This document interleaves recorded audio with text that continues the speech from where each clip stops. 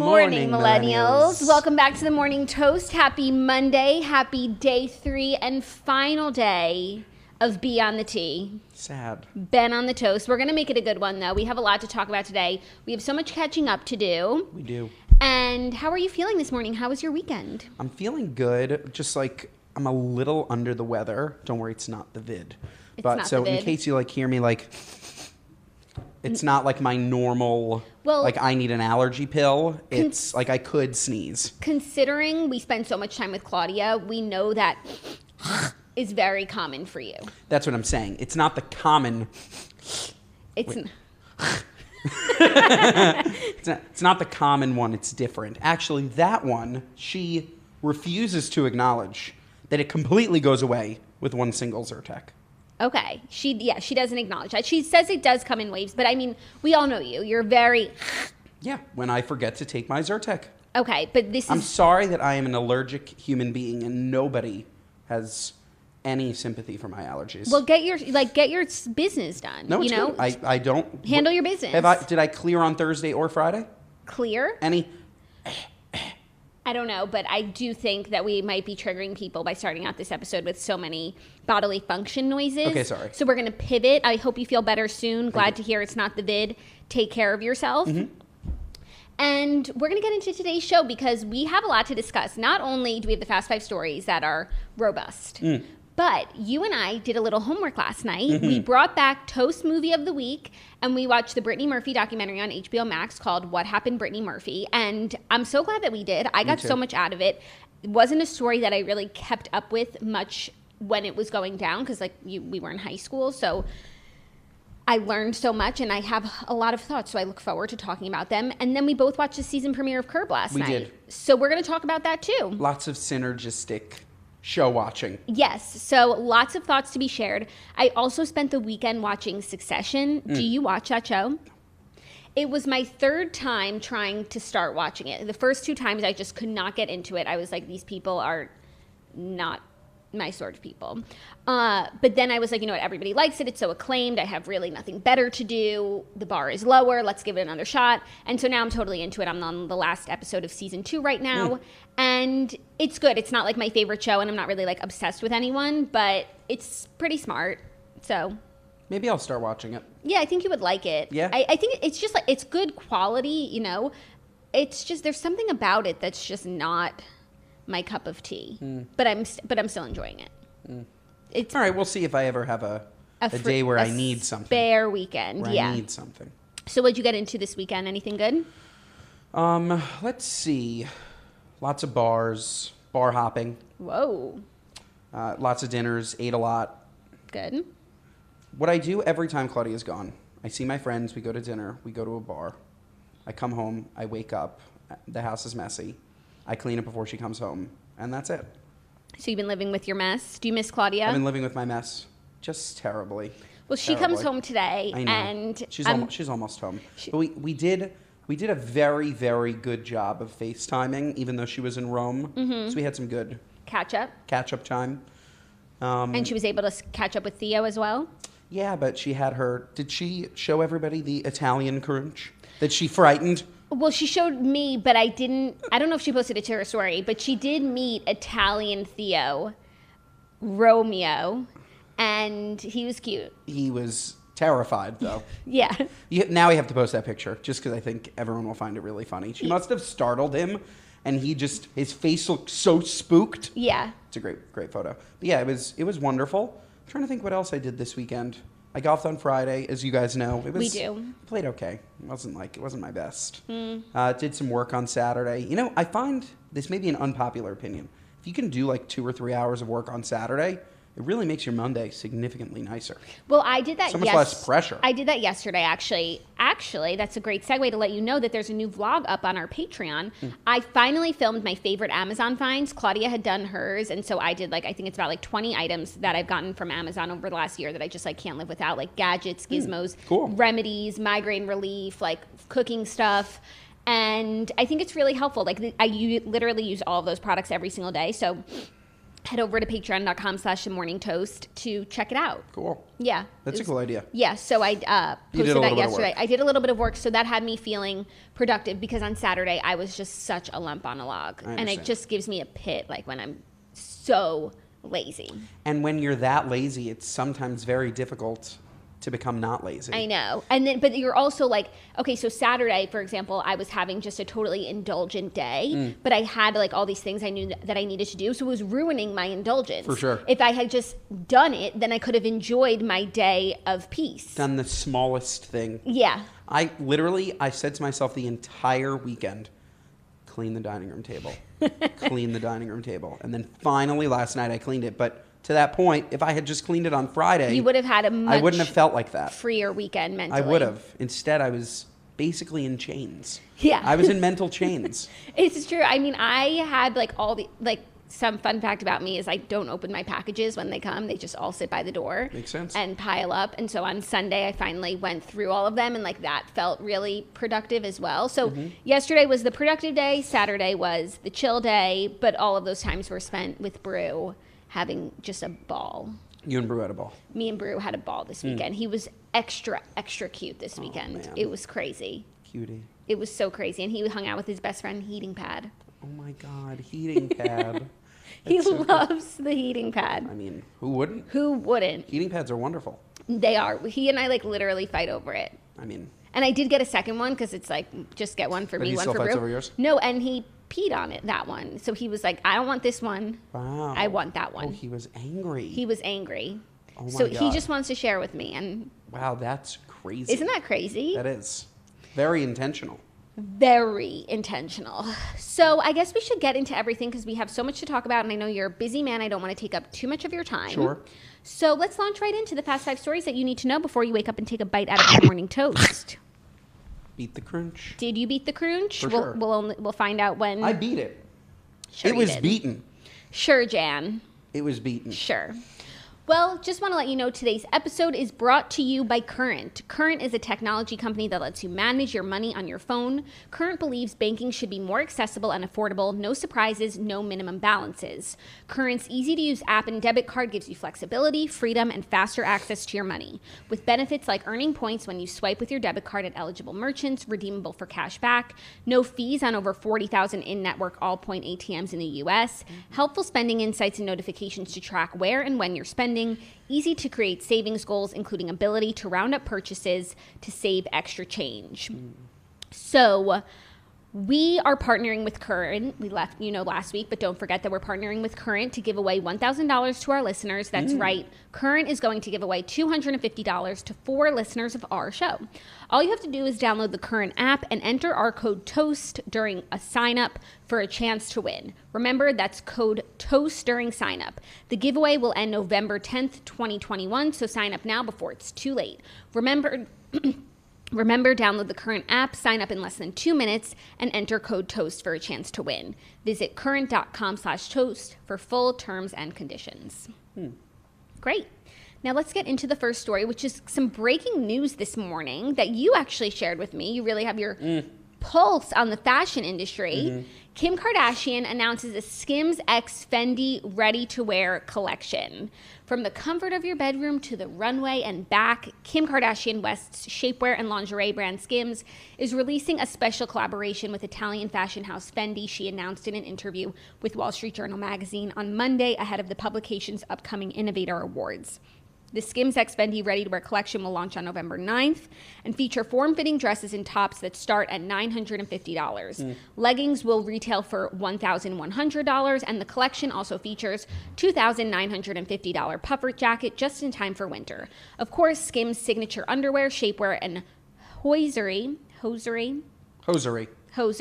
will also get a Fendi revamp printed with the collaboration logo. The collection will also feature swimsuits, also in the logo print, and a leather wrap dress in 8 shades selling for $4,200. Okay, so much to break down here. First of all, this is the collaboration like I could only dream about. Skims, Kim, love. Fendi, love. Then the looks that they put forth are everything. They incorporate the Skims branding and Fendi. And then we come to find out that the price point is more reflective of Fendi's prices than Skims, which, you know, is a bit, I was hoping for it was, you know, Skims slapped with some F's on it. Mm-hmm. It makes sense, though. Yeah. When you're such a premium brand. Like Fendi. You really can't, like Fendi, mm-hmm. you really can't just discount your price for a collab. But no, but it's done a lot. Like when Balmain did H&M or like Moschino, like a lot of the top fashion brands do partner with like more affordable brands, and they make their styles in just like, you know, in the vein of H&M. Interesting. That's a good call. So I thought maybe this would be like that, but it's like this instead. Mm-hmm. But I mean, also, so I guess it's being made with like Fendi materials, products. Probably not. No, they're probably just like a nice margin. I don't know. I wonder how those deals are structured. I mean, if there's leather in the collection, like that's... Leather's expensive. Leather's expensive. Not that expensive. I mean, some of the pieces that are in the promotion picture so far are really so sickening. Yeah, they're cool. It's really well designed. Like even the tights in this picture of Kim, like they say Fendi and Skims on them, so everyone will know like you got the collection. You logged on November 9th at 6 a.m. and you got it. Of course, I'm going to try for some things. I need to take a look at everything that's being put forward. I want to just get like one thing. Do you think that anything will be like really great on like StockX? Like, is Yes. this stuff that will be available for resale at a higher price point? Yes, because I think they're definitely not making so much. So yeah, I think a lot of people are going to buy it up and try and resell it for sure. And it will be sold for even more. So it's really an investment. You should buy it up. I will be making an investment. You should buy it up. I hope. I mean, I have to, you know, log on and do the whole set an alarm thing, but Fendi X Skims is worth it. I mean, Zach is the king at that, so you should just have him do that. He is. He always is like scheduling drops. He's on for the drop. He's on for the drop. Yep, so. That's true. Maybe he can help me with some pointers. Exactly. But this is really exciting. I'd heard some whispers about a collaboration like this happening. Kim's been like doing a lot with Fendi, and people had said something like this might be coming. So it's really cool. It's a really big moment for Skims. She's had a lot of big moments recently. The Team USA stuff. So Skims is just doing it all. It's a cool brand. Skims. Yeah. You ever wear Claude anything? loves it. No, Yeah. I don't. Do they make stuff for men? No. No. No. Yeah. I mean, So what I don't would I know. wear? I don't know. You asked me that as if there was something for me to wear. Actually, didn't when Claudia got a PR package, you did put something on? Oh, I did, but like that So was you that was more. have- But that was more of a. You have worn Skims. That was more of a joke. Not as dumb a question as I thought. I guess that's true. Yeah. I did put them on, but no, there really is nothing for me. Yeah. Unfortunately. Unfortunately. That being said, maybe they do another collab with Fendi Men. Spritz. Oh. I'm just putting it out there, just in case. Just in case they want to maybe make a koozie. Right now I'm going through Kim's pictures of all the designs. So everything looks honestly so sick. This leotard looks amazing. This jacket, this puffer jacket, I guess that's the one that's $29. The jacket's sick, but that's a Fendi jacket. Right, but that's okay, so it's Fendi. No, I get it. It's just that's not a Skims Fendi jacket. That's Fendi jacket. No, but it says Fendi and Skims. Like they're the pattern. Like I get it, but it's Fendi's pattern. No, but it also says Skims. Look. Let me see. Look at that one. That's the pattern that they're using for this collab. You see the Skims in between the Fendi? They do. And like, wouldn't you like it more if it just said Fendi? Like, you know what I mean? It's a little crowded. One might like it more, but like me personally, to have represent Kim and Fendi at the same time. Yeah. I am definitely setting an alarm. Good luck, everyone out there. Good luck. May the best shopper win. We'll see you on November 9th. You know what you should do? You should get like an extra piece or something and do a crazy giveaway. That would be cool. Mm-hmm. Just saying. Sure. Thanks. I'm sure that you don't want to, but. Yeah, I just want the piece. I understand. Because I would wear it. Things are meant to be worn. Cool.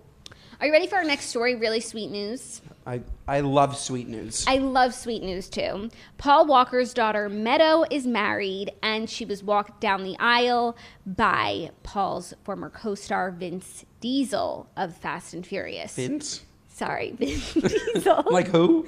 Sorry, sometimes I say people's names wrong. Oh. Especially on the show. Like totally innocent. Like, I just thought that might have been his full name. Like, maybe. I mean, it might. Like, maybe Vin is short for Vince. I thought you were reading his full name. That's the only reason I corrected you. I'm literally dying. No, I mean, Vin might be short for Vince, but that's not his name. It's probably short for Vincent. Okay, so then Vince too. No, but that's a really like there's a lot of instances of like Ben Affleck. I can't like say his last name. I always say like Affleck. I understand. But Vince Diesel is a new one. But anyways, not to take away from the really sweet news, which is that he walked her down the aisle, and the internet was cooing. It's a beautiful story. Mm-hmm. It is. Are you a Fast and Furious fan? I've seen them. The early ones are pretty good. I am not a fan of any sort of movie. It's not a trilogy. Any movie. No, it's like a 7. I'm saying, what do you call when it's more than 3? Just a series. Series. Okay, that works.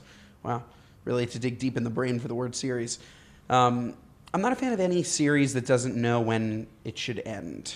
But like, do you see the most recent Fast and Furious one? Did it end? No, but like, was it good? No, I'm saying I don't want to anymore. I don't want there to be Fast and Furious movies. Okay. I get that there are a lot of diehard fans. Yeah. I guess I'm personally just not one of them. Yeah. I do love Vin Diesel though. Yeah. In his Academy Award-winning performance in The Pacifier. Mm-hmm. That was just, what a wonderful movie. I'm trying to think what else I like him in. Let me go back to his IMDb. He's in a lot. Vince Diesel. And I'm sure if one asked him what his least favorite movie was, it would be The Pacifier. You never know. No, that's such a fun movie.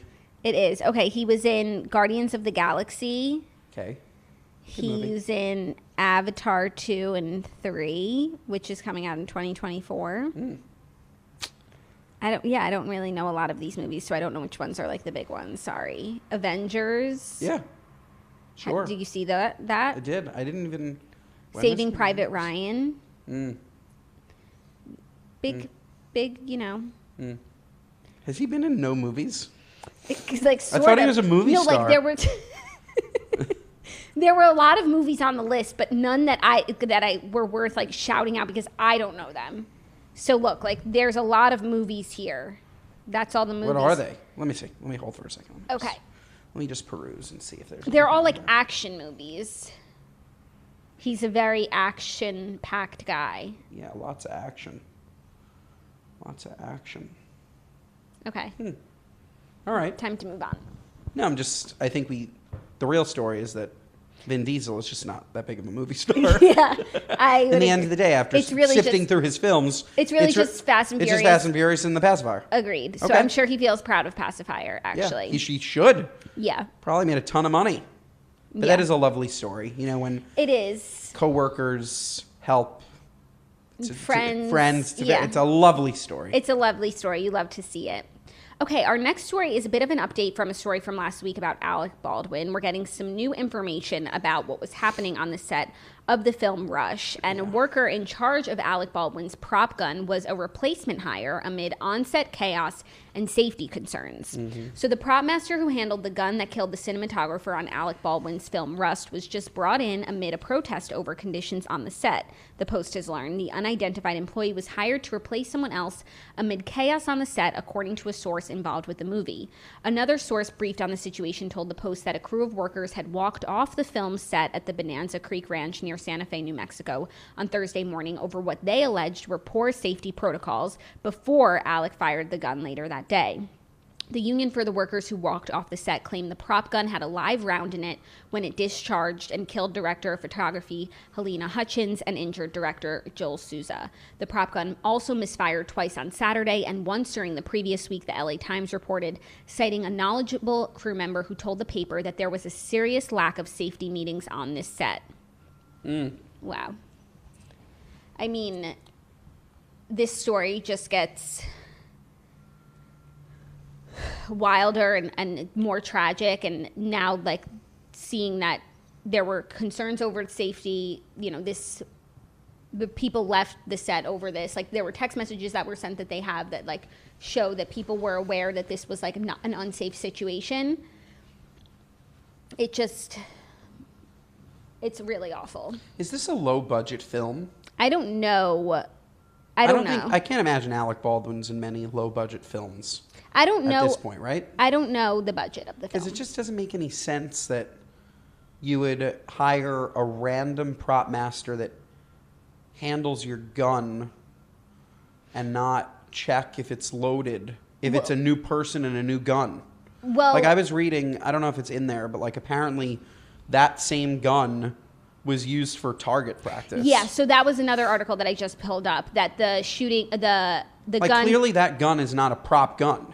Yeah. That's a gun. Yeah, which that is was even being crazier. used by a prop master that they randomly just brought in that day and didn't bother to ask him if his gun was real or a prop. Right, because also they brought in that day because the other prop masters had walked off over concerns. When we were talking on Friday, we just assumed that this was a prop gun with prop bullets and that something went awry, but this was a real gun, a live gun. Which is so weird. Yeah, and so unnecessary. Like, it's a movie. Yeah.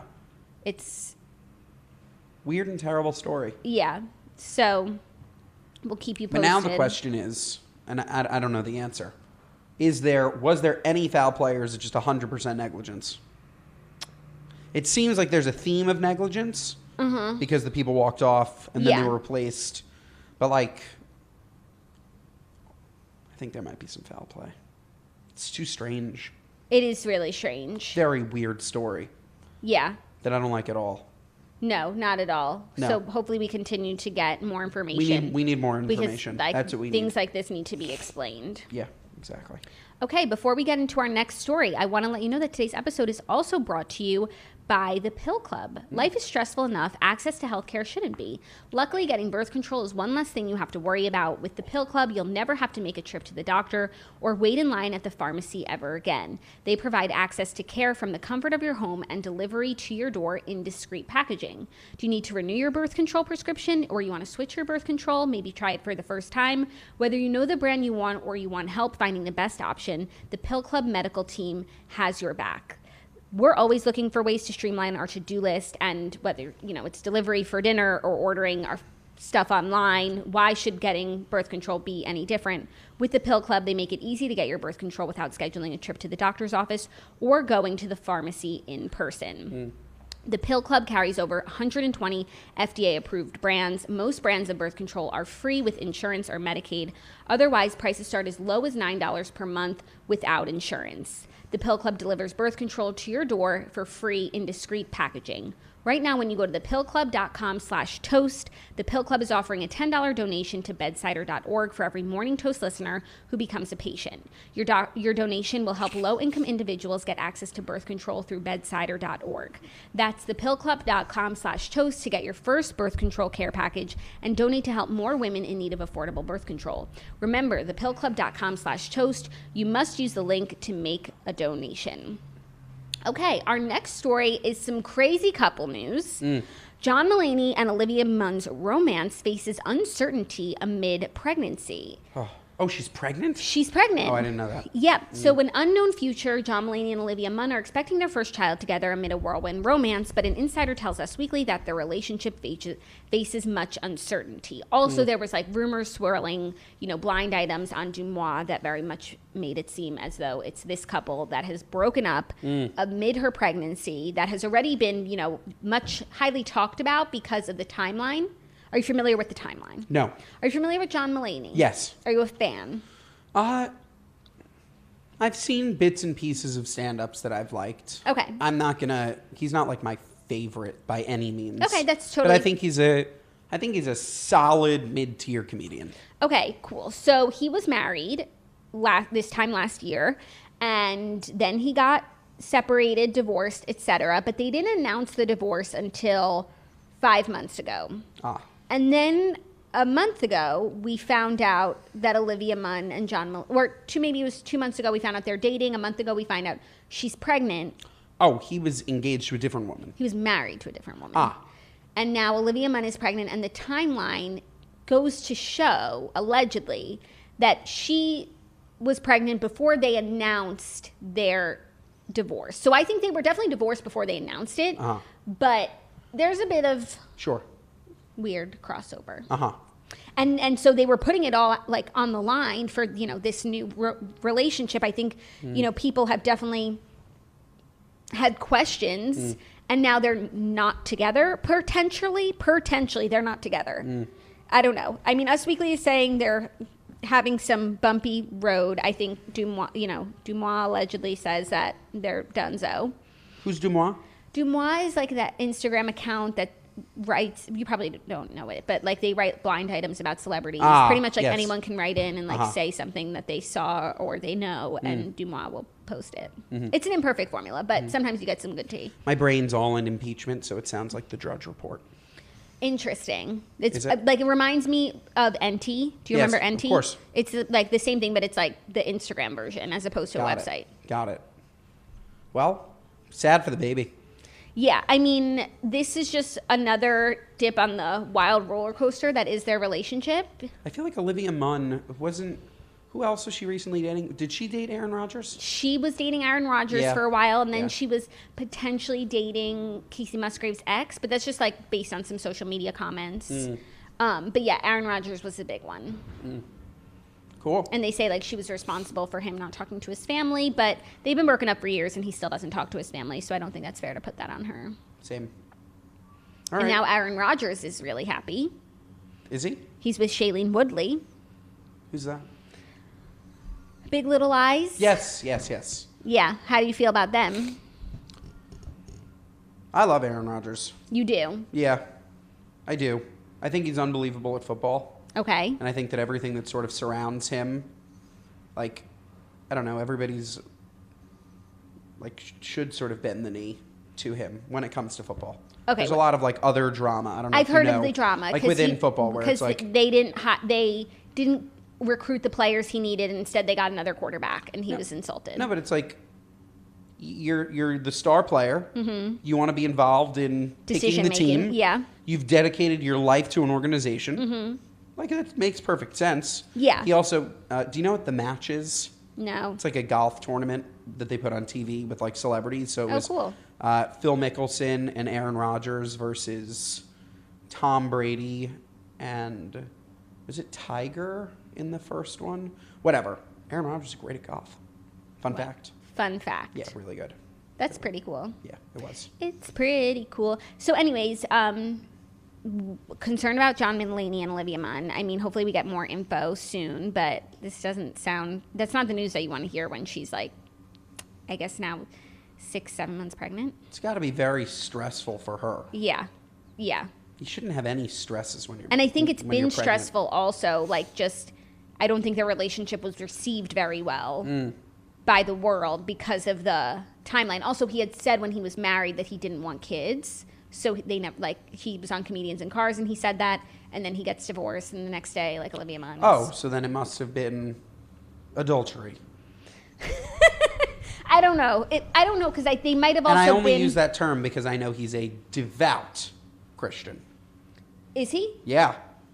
Big time. But then you're alleging he committed adultery. Adultery. Which I'm just saying. I don't know. I think that is maybe punishable by death. I think maybe they were divorced like way before and separated way before they announced it. Could have even been 6 months. But it's just doesn't sit right. It's hard for the public to digest. I'm not going to digest it. Okay. It's not digestible? No. Okay. I don't think so. Well, are you ready for our fifth and final story? I'm ready. Are you ready? Oh yeah. Where's my clacker? Okay. Give us your best. I know. Just put your heart into it. Okay. It's the final story. Do-do-do-do. Do-do-do-do-do. Do-do-do-do.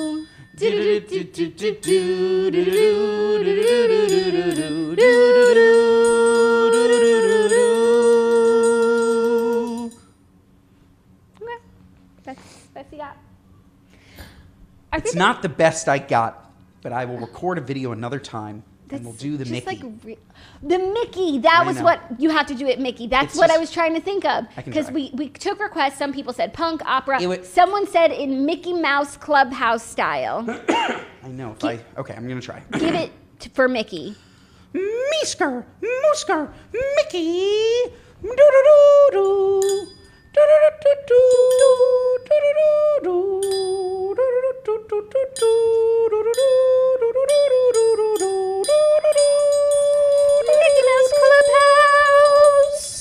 Come inside, it's fun inside. Come inside, it's fun inside. Hot dog, hot diggity dog. Mickey Mouse Clubhouse is a wonderful show. It fucking slaps, and Mickey and the gang go so hard. They leave it all out there in the clubhouse. Mickey and the gang. Yeah. Yeah. Like when they're doing that hot dog dance at the end, like they're fucking giving us everything. Oh, yeah. And Mickey gives us the most. He puts everything on his back. He really does. It's really incredible. Like, it's actually a remarkable show. It is. We've spoken about it before, but also it's like every episode, he's a farmer, he's a pilot, like he's an entrepreneur. He wears all of these hats, and he does it incredibly well. He does. I understand why the kids look up to him. Oh, yeah. Mickey is a jack of all trades. He's a jack of all trades. Mm-hmm. He's a remarkable man. Our fifth and final story is about another musical family, just like us.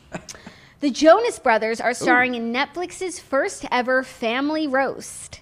Nick, Joe, and Kevin are set to star in Jonas Brothers Family Roast, a 1-hour comedy special premiering globally on Netflix on November 23rd. Jonas Brothers Family Roast is a one-of-a-kind comedy special of epic proportions that celebrates the universal truth that no one can get under your skin quite like your own family, the streaming service announced in a press release on Monday. You'll see the multi-platinum global superstars, the Jonas Brothers, like you've never seen them before, through sketches, songs, games, and special guests, all to give them a roasting they'll never forget. So Kenan Thompson is hosting the roast, and there will also be special guest appearances from Pete Davidson, Niall Horan, Gabriel Iglesias, John Legend, Lily Singh, and Jack Whitehall. This is Netflix's first ever family roast, and it does beg the question, will it be the last? Or is this something that we're going to be watching all the time now? I love that they're just like branding it as a family roast, as if they're not just completely ripping off Comedy Central's roasts that have been going on for 20 years. That's the exact same thing. You think so? So now if they want to call it the family roast, where like they're roasting 3 people instead of 1, like it's the same thing. Well, up until all those guest hosts, you know, I thought it was like maybe the Jonas Brothers just like sitting around ripping each other and like playing like old family clips and stuff.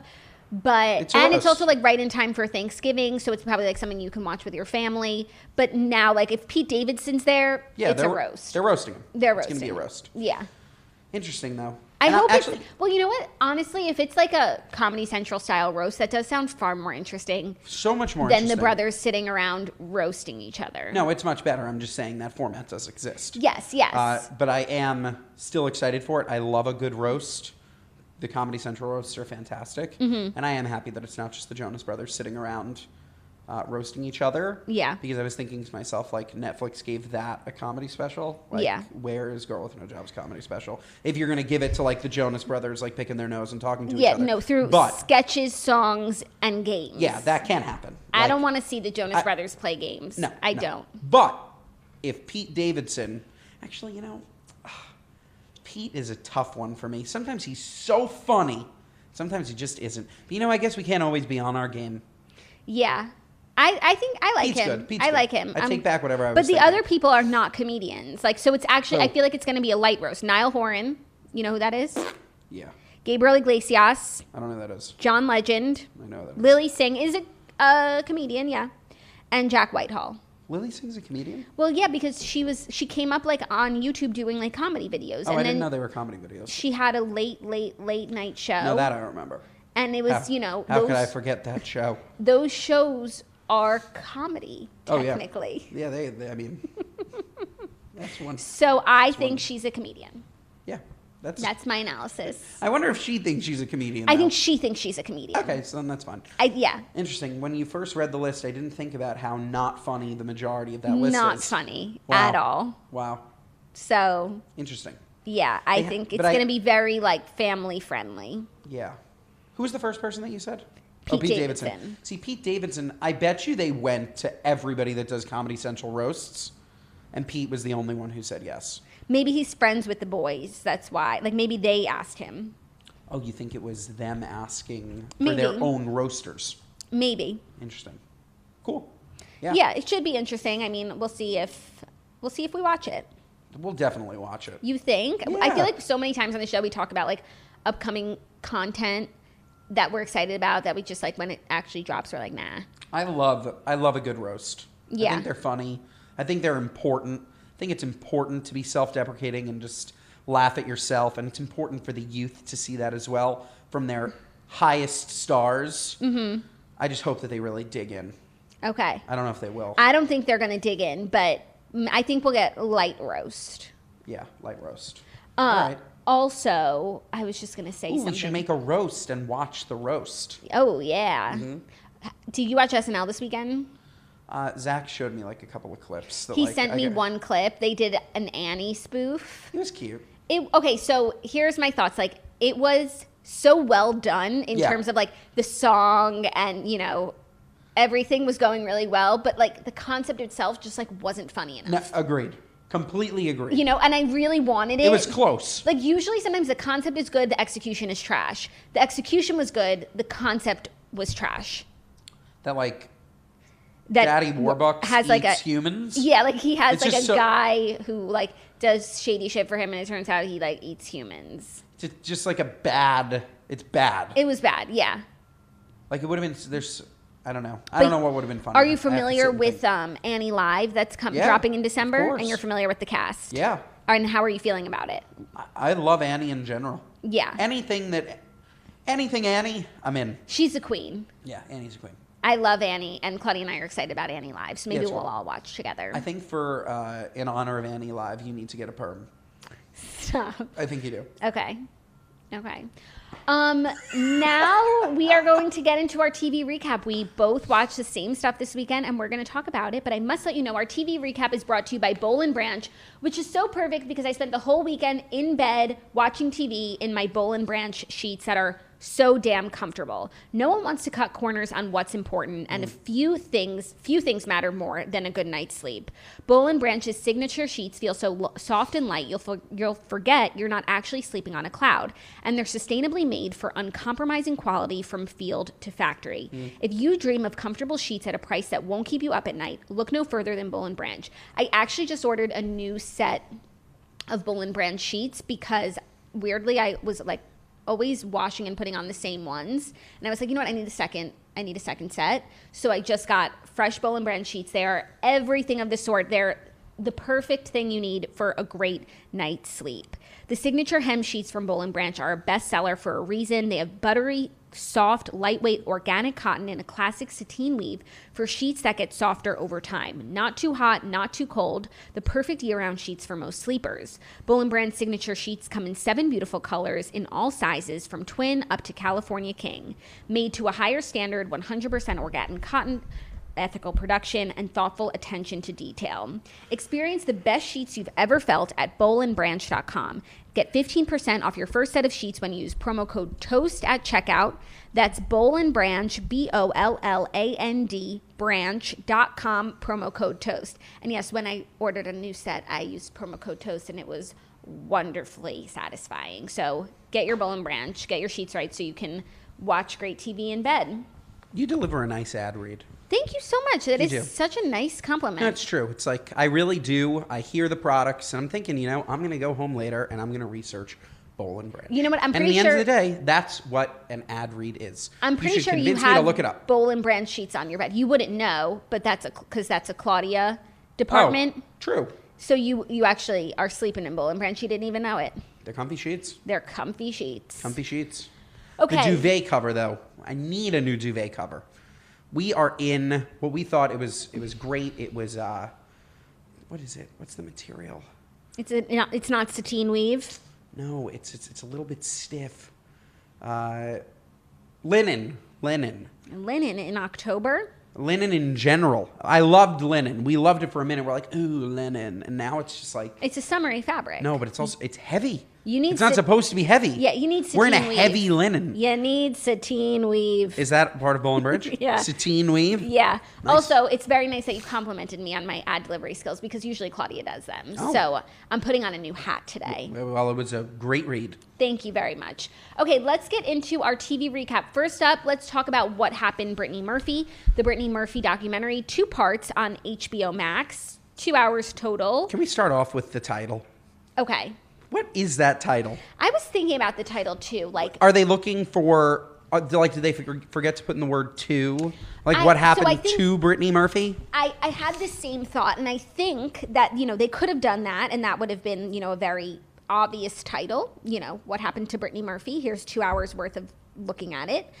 But I think the title begs the question, like, we're asking Brittany Murphy what happened. Okay. Because it's like, really, especially after watching this, like, only she knows. But still. What happened, Brittany Murphy? No, but it should have been, hey, Brittany, what happened? Yeah. What happened, Brittany Murphy is like it's annoying. Well, you know what? I think it's thought-provoking. We're talking about it. Because of how dumb it is. Okay. And the documentary was made with such integrity. I thought it was a wonderful doc. Yeah. And the title just was not it for me. Okay. I thought the title was definitely curious, and I didn't mind it. Okay, cool. But I understand why you did. Uh-huh.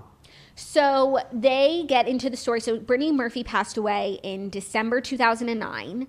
And the cause was listed, and, even still is after all the investigation, pneumonia, plus anemia, plus a lot of prescription pills in her system equals disaster. Yep. And they sort of take us on the journey of her career and, where she might have been at mentally when she met her husband, Simon Monjack, in the 3 years that they were married and, in the weeks leading up to her eventual death. And then post her death, how he and her mom handled everything. And then 6 months after she died, he died too in a very similar way.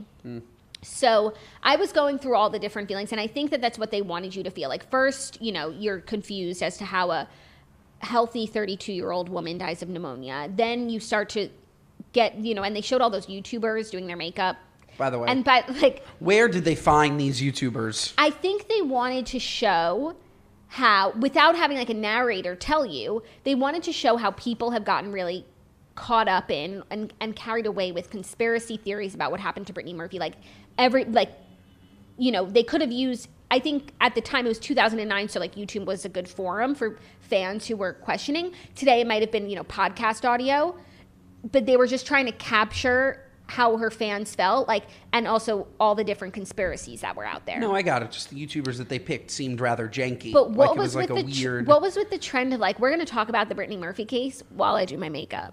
So weird. And then when they showed the clips, at certain points they were at a weird stage of makeup where they have no pigment on their face, and it was very weird to watch. And also it's not like those are YouTubers I've ever seen, so it's not like everybody's saying this. No. I think they just used it as a way to narrate what people, regular folk, might have been thinking. It was a cool idea. Yes. Yeah. Yeah. So it was a journey for me because obviously, we know surface level, Brittany Murphy passed away far too young under some curious circumstances, but I really never knew too much about it. And I think everybody knew sort of her husband was this seedy kind of guy. And then I didn't even realize, when they went on Larry King after Brittany died, I hadn't seen that.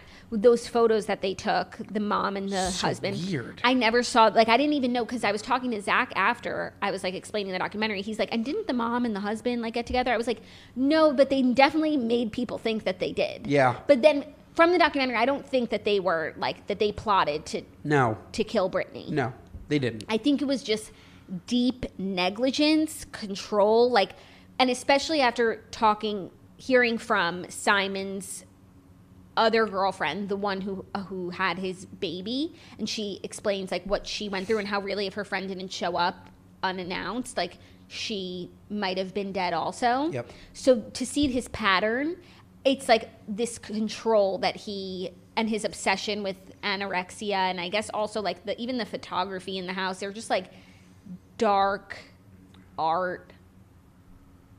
It was weird. It was weird, and it was really dark, and I think one of my favorite people who spoke in the documentary was Kathy Najimy. Yep. And I thought she did just such a great job in general, but when she said, why didn't I just go and bang down her door? And I think I was reading some of the Toasters reviews on it as well, and so many people were just why didn't where were her friends? They pushed everyone out. If you tried to say something, you got cut off too. So it's I don't know how it could have been any different. Where we differ in opinion is that I really don't think that it was just negligence, because I think that he's a really, really shady character. No, I think, but it was like intentional negligence. I think he killed her. Because I'm sure, you think he intentionally killed her? I think that he was intentionally getting her as sick as possible, because the sicker she got, the more in control he was. Yes. And then at some point, when everybody started pointing fingers at him that he killed her, that's when he decided to kill himself. Yes. Because I don't think that it's a coincidence that it's both pneumonia. I think that we were talking about this before. That, yeah, he liked when his girls were anorexic and he would push them towards that. And that's why she was anemic, and that's why she was so sick, and that's why the combination of the pills, the anemia, all this stuff gave her pneumonia. But him dying of pneumonia when he's 900 pounds and clearly well-fed and was no longer in that lifestyle because he was with Brittany's mom. Like, Brittany's mom didn't die. Yeah. Like, I think that it's pretty clear to me that he's the one who killed her. Also, Simon's mom, I understand that you want to protect your son. I totally get it.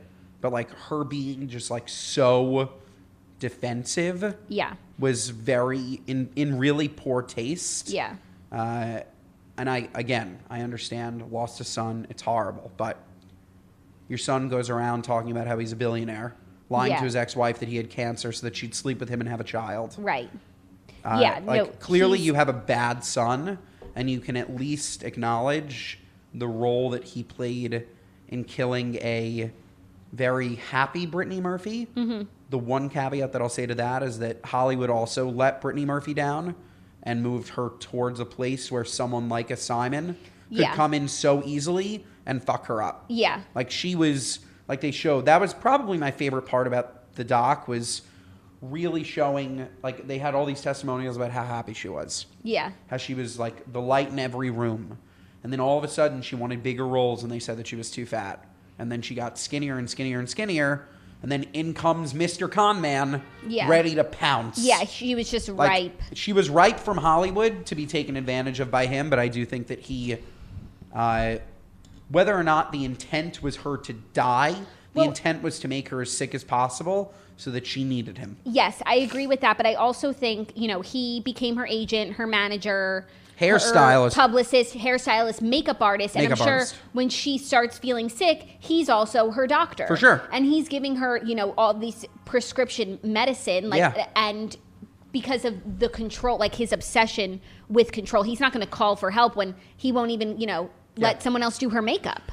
Yep. So it's all like Congress. And so at the beginning of the documentary, it's like, how does a 32-year-old healthy woman pass away from pneumonia? By the end of the documentary, it's like, given everything that was going on in that house, how could she not have died? But it's also, how was the cause of death pneumonia?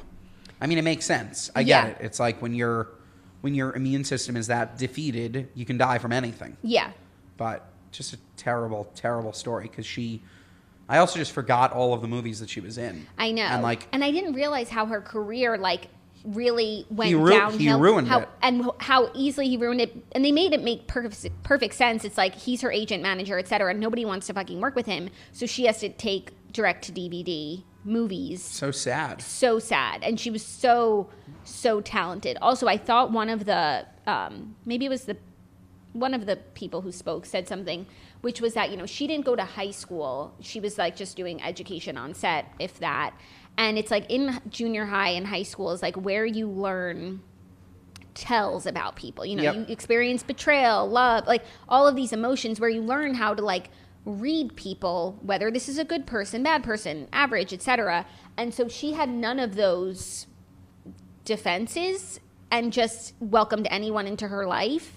So again, it's just the perfect storm of how someone like this could come in. And especially after 2 engagements and breaking up with Ashton Kutcher, and she just was looking for love. And, Simon was able to cloak his nefariousness as love. Crazy. So. And the piece that just he stole all of her money. I know. That was just the icing on the cake. The mom is ready to sell the jewels so that she has them. It's all fake. What did he spend the money on? I probably keeping up his personal appearance of To everybody else, he was that billionaire. Yeah. He probably kept up appearances. He probably sent money to his kids. Yeah. He probably sent money to his ex-wife to keep her quiet, like the one that was on screen. Yeah. That was the saddest story. Why did he get her pregnant? What was the point? I don't know. Like, why? Again, to control her? I don't know. He was such a crazy guy. I also didn't realize that he died so soon after her. Like, I was wondering if he was going to show up in the documentary. I didn't know he was already neither did gone. And Brittany's mom is alive and just nowhere to be found. Yeah. She's probably destroyed. Yeah. Because it's as much her fault as it is Brittany's that he was able to make that push into her life. Yeah, but I mean, they just were not. The whole doc explains that Brittany and her mom were best friends. Yeah. Brittany's mom, I think, lived with them. Yeah, she did. But they're just these two trusting, loving people looking for totally love. Yeah. They just were completely conned. Conned. Yeah. So that was eye opening. I'm glad that we watched that. Great idea to do Toast Movie of the Week. It was great. And then Curb, you know what's so funny? Every weekend sometimes I watch it randomly, it just out of coincidence. Everything I watch is on the same platform. So this was a very HBO Max weekend for me because I watched Curb, Brittany Murphy, and Succession all weekend. Whereas last weekend I felt like I was watching Hulu anyways. Curb premiered last night, 11th season. Larry's back after he said that 10th season was the end. But obviously he had to come back because of COVID, If anyone's going to talk about COVID, it's got to be Larry. Yep. But it wasn't about COVID. So here's one piece was. One piece was, but before it premiered, I was talking about it with Zach. We were both so excited, and I was like, it's just going to be crazy. Everything else, every other show that I've watched is just skipping over COVID. There's no it's not reflective of even the world that we live in right now, where it's you're going into a restaurant on a date, you wear your mask, and then you take it off, and then you put it back on, and then you wear it in the Uber. It's it's 2019. Every show, nobody wants to show it because nobody wants to fucking watch it. Yep. So I was like, it's going to be interesting to watch a show that's really COVID centric because up until now, I would have thought I don't want to watch it, but I do want to see Larry's take on it because even before COVID, he's a germaphobe. He has Purell at the Latte Larry's. The tables are socially distanced. He's just that guy. But then it wasn't about that at all, which was fine because I wasn't even sure I wanted that would be interesting television. But it's so why did he come back? Probably because he had more to give. I mean, Larry's so funny. So funny. I thought this episode had a lot of great moments. Mm-hmm. I don't think it was a great episode overall. Yeah, that was the other thing. I didn't love it. Yeah. It felt like... No, some of the plot lines just felt weak. And every episode of Curb is a perfect nugget, circuitous. The circle is complete. The last, joke, it just brings it back to the first. And it's that didn't happen at all. It didn't happen at all. There were too many. Usually it's Larry's got juggling a few things, 2 or 3 things that in the end all sort of come back to each other. Nothing came back, This one, he's joining, he's got 7 things he's juggling. Nothing really what came full circle. The thing about the extortion with the fence and the pool, it's if someone's burglarizing your house and they're committing a crime, what happens? Say they, trip down the stairs, they can't sue you. No, it was a funny, the funniest part about that piece is, of course you need a fence, and nobody has a fence. Yeah. But I get that that part was funny, the idea of it. I agree that the extortion and him going to the guy's taco place and having to cast his daughter was was just bizarre. Yeah. But there were so many things going on. Think about so there's that storyline. There's also the storyline of the guy who owes him money. That was by far the funniest plot line. The jeweler with dementia was a great plot line. And then with Susie fucking takes care of him. Anything with Susie. Susie is just pure gold. Susie really is pure gold. Then also there was the walking into the glass door, which to me was the funniest plot line because it's there's things like that in life where it's people just look at you differently after. For sure. You're